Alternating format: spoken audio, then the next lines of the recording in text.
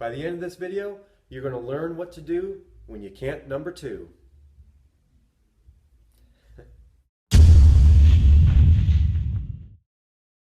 Hey guys, Nathan here with CrossFit Redux, and I have to apologize today. I kind of had to do a little makeshift studio here. Got all that set up and everything in our fundamentals room here at CrossFit Redux. But I had a friend of mine come and talk to me today about constipation. So I just wanted to create this quick video, and like I said in the introduction, you're going to know what to do when you can't number two. So first of all, make sure that you subscribe, hit that button down below, subscribe to our YouTube channel so that you can get all these great videos. I mean, who wouldn't want to hear about constipation, right? But anyway, it is kind of a serious topic. Constipation is not a good thing at all. Because what happens is, I think a lot of people think, oh, it just kind of disappears. It's amazing. But it doesn't. It gets reabsorbed into your body. So all of the waste that your body's trying to excrete just gets reabsorbed. Not a good thing at all. So when you can't number two, what do? First and foremost, when I was talking with my friend today, I mentioned that what works for me is, to be honest with you, when I do paleo, I might get a little graphic here or whatever, but it's poop. Everybody does it.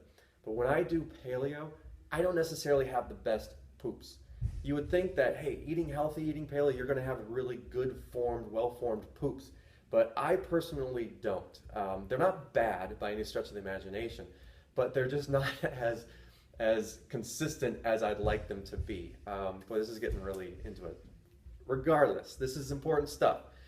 When I make the switch to a ketogenic diet, meaning that I eat a lot more fat, my poops become a lot just more well-formed and a lot more consistent first thing right in the morning. You know, and I think that has a lot to do with, because a lot of people think that when you eat more fat, your poops aren't really going to be as nice. But the difference is, when I make that change from paleo to ketogenic, is it's more of a fat-centric diet. It's based more on fat instead of it being based more on protein and meat. And I think that helps the system a lot more, because I always say that paleo, it should not be a meat-centric diet. It should be more of a fat-centric diet. But most people are doing paleo wrong, which we'll get to in later videos, and that's definitely why I want you to subscribe so you don't miss that at all. So I recommend more of a ketogenic diet when you can't number two.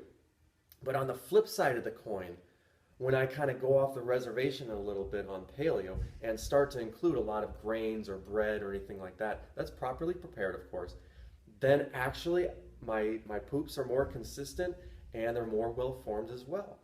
So I think kind of getting away from a paleo diet, like a strict paleo diet, actually might help the constipation. Just want to get things flowing and then kind of get back into eating healthy. Not that bread and rice and pasta can't be healthy if you prepare it correctly. So be sure to watch the previous video about how to make bread healthy, and that way you can figure out how to include